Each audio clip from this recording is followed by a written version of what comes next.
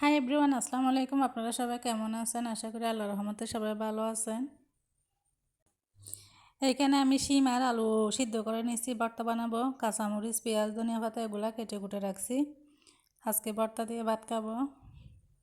তাড়াহুড়ার মধ্যে যেটা করতে পারতেছি সেটাই করে নিব। আমি এটা করে নিই আগে, তারপরে এটা আমি একটু বেশি এই জন্য তেলে দিয়ে রাখবো যাতে সকালেও খাইতে পারি সেরকম। এই তো আমার ভর্তাটা রেডি হয়ে যাচ্ছে।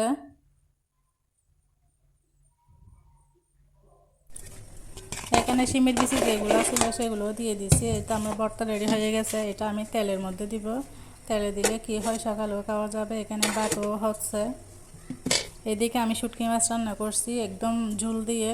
শুটকি মাছের ঝোলটাই বেশি মজা লাগে, এই জন্য ঝোল দিছি আমি বেশি করে একটু। জানি না কার কেমন লাগে, কিন্তু আমার শুটকি মাছের ঝোল বেশি ভালো লাগে। এইদিকে কাল রাতের ভাত থেকে গেছিলো, এগুলো হচ্ছে ভাত। এখানে আবার আমার সাথে আরেকজন চিনি আছে, উনি শাক রান্না করছে। এখানে 2-3 রকমের শাক আছে সেগুলা।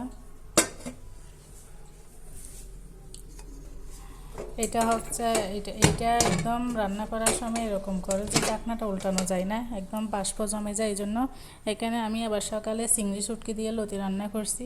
আমার বেশি লতি জিনিসটা বেশি পছন্দ, এই জন্য প্রায় সময় আমার লতি রান্না করা হয়। প্রতি সপ্তাহে আমার একবার হলো লতি রান্না করতে হয়। এরপর আমি মুরগির মাংস, ডিম রান্না করছি। আজকে একজন মানুষ আসবে, মেহমান আসবে আর কি, এটার জন্য দেখা যাক আসে কিনা। এরপরে চিংড়ি মাছও ভুনা করছিলাম। এইসব রাতে রান্না করছি আমি। এটা হচ্ছে চিংড়ি মাছটা, এটা একটু জাল জাল করে ভুনা করছি।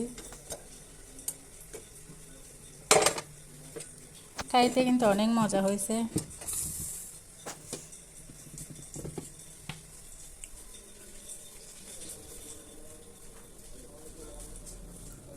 এদিকে ভাতও হচ্ছে। এটা আমি ভাত রান্না করছি। ভাত রাতের কতগুলো ভাত ছিল এগুলোও পরে দিয়ে দিছি যাতে গরম হয়ে যায়।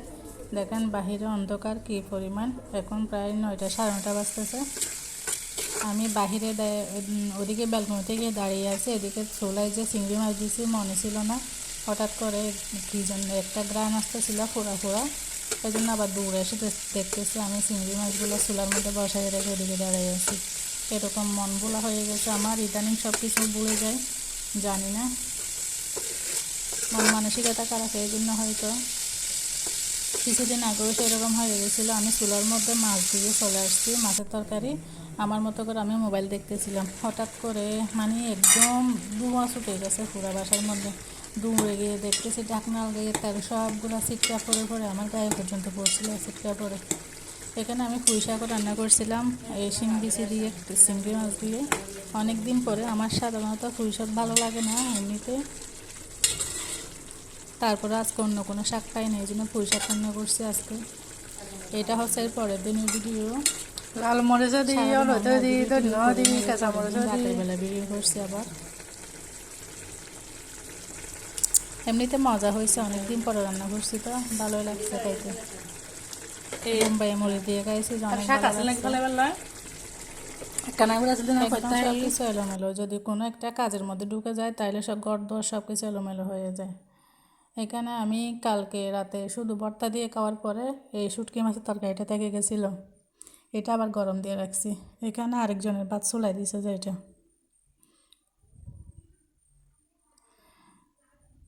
দেখেন বিছনার মধ্যে কতগুলা কাপড় টালাই রাখছে, এগুলা বাস করার মতো সময় পাচ্ছি না, রাতে বাস করে নিব। এছাড়া বাথরুমে দেখেন, বাথরুমে অনেকগুলা কাপড়। আমার একটা সমস্যা হচ্ছে যে আমি বাহিরে যাইলে ওইখান থেকে আসার সাথে সাথে আমার গোসল করতে হয়।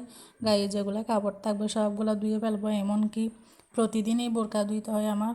প্রতিদিনের ভিতরে যদি 2-3 বার বাইরে যায়, 2-3 বারে এসে আমার গোসল করতে হবে। আমার এটাই অভ্যাস, জানি না কার কীরকম অভ্যাস, এক একজনের সব এক এক রকম।